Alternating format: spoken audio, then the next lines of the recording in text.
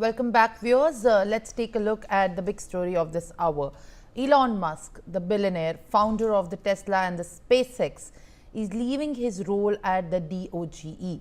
The DOGE was launched by the US President Donald Trump earlier this year and was tasked with the slashing of the size of the federal government. Musk has announced his exit from the 130-day controversial stint on X, while thanking Donald Trump for the opportunity to lead the Department of the Government Efficiency. Meanwhile, the White House has confirmed that Musk's offboarding is underway. What is interesting is that Musk's exit follows days of public criticism of Trump's spending plans and a stalled tax bill. Musk has criticized the Republican-led spending bill, which narrowly passed the House of Representatives last week, for increasing the budget deficit and undermining the work that DOGE team is doing. Referring to this, Musk has expressed frustration over the internal pushback, calling DC's bureaucracy worse than expected. Musk DOGE originally envisioned cutting around $2 trillion from the roughly $6.8 trillion federal budget. The tech billionaire's whirlwind 4 months as a special government employee witnessed DOGE attempt to slash the federal workforce and cut the government spending, often with the drastic measures faced with growing tensions. With Donald Trump administration officials, Musk has said he will scale back future donations to the Republican Party. He reportedly spent over $300 million backing Republicans. Professor Madhav Nalapat, who is a total director at the TSG, joins me live on the broadcast.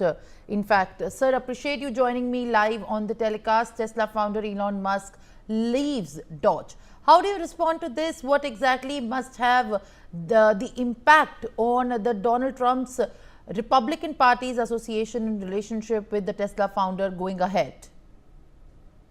Very bad impact. You can't run a country the way you run a private company, and Musk only himself. Trump has to report to his Twitter. And frankly, many of them have lost their jobs. Many of them have suffered all kinds of cuts, and they're furious with Donald Trump. And I'm sure Trump has got the public opinion vote, which is why Musk has been sent from the White House. As no small thing. Those who have a room in the White House, this is a tiny room. It's much more prestigious than a huge room in the executive office building. Being in the White House means being in the seat of power. And now Musk is no longer functioning in the seat of power. It's a very, very serious thing.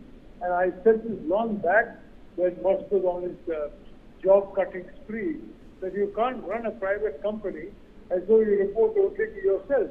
Which is the only person Musk reports is to himself. And frankly, I said it either be Trump, just as Musk had to decide whether Ray Ramaswamy and Musk do it or only Ramaswamy. He threw Ramaswamy out unceremoniously, immediately. And then I said later, the same way, the choice will come before Donald Trump. Either President Trump continuing his hold on the U.S. voter, or it will be Elon Musk. Going and leaving the White House, or Musk will lose his hold. Trump will lose his hold, and Musk will remain in the White House. Musk has now gone, finally, and I'm glad Donald Trump has. I'm very glad he has acted. That shows very good intellect on the part of Donald Trump. And frankly, I've been a Trump, basically, I like Trump. I like what he's doing, especially about China and all that.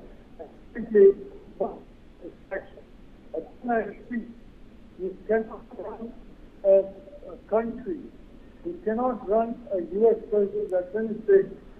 You cannot run the White House the way you run your private company. Musk thought this was an extension of Tesla, and he made Trump do all kinds of things which badly affected the base of Donald Trump.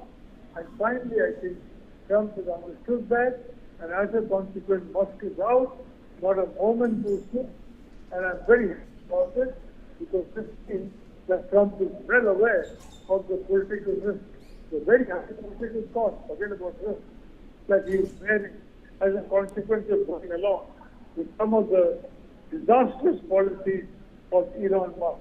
So long as US is number one in the world, so long as you can spend as much money as you like.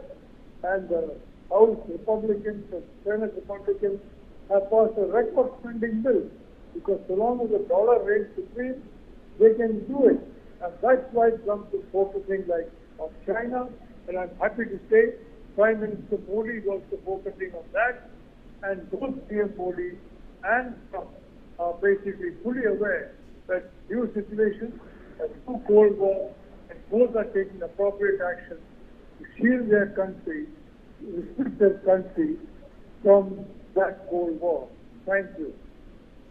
All right. In fact, Professor Madhav Nalapad, thank you very much for being with us on the telecast and also, in fact, giving us the full context of this breaking development that we are learning very closely. Now, Prime Minister